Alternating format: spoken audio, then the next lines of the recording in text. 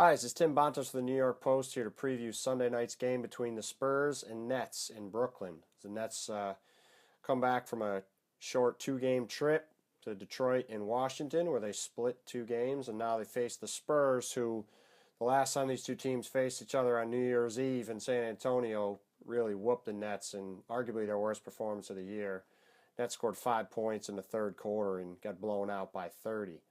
The Nets might catch a bit of a break with the status of Tim Duncan, who's out with a knee injury, and Manu Ginobili, who's out with a hamstring. They both could miss the game. That would obviously be a welcome occurrence for the Nets, since the Spurs come in as, they'd lost Friday to the Pistons, but they're had an 11-game winning streak going into that game and are have the best record in the league and are just firing on all cylinders like it seems like the Spurs do every season. If the Nets want to win this game, especially with Duncan out, the first thing they're going to have to do is try to pound the ball inside of Brook Lopez and really try to establish him as a base in this game.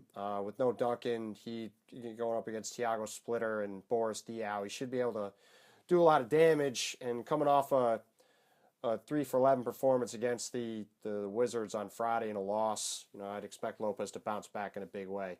The Nets are going to need him to if they want to win this game.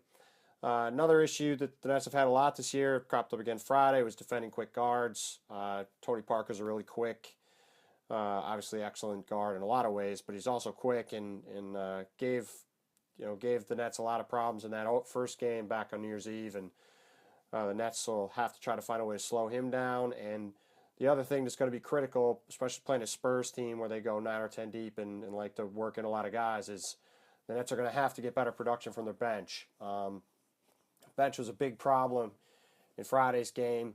It's a big contributor to the Nets having getting beat 30-11 in the second quarter. The quarter really cost the Nets the game, and losing Friday to the Wizards. And PJ Carlesimo, the team's interim coach, said after the game he's going to be contemplating some different rotations off the bench and some different things to look at for this game, and was open to a lot of ideas. So, we could see some different rotations, could see some different combinations of guys off the bench. But regardless of what he ends up deciding or not deciding to do with that, the Nets are going to need to have a full complement of guys playing well if they want to beat the best team in the league, record-wise, in the Spurs. So, it should be an interesting game, should be fun, and we'll see how it goes. But for the New York Post, this is Tim Bontemp.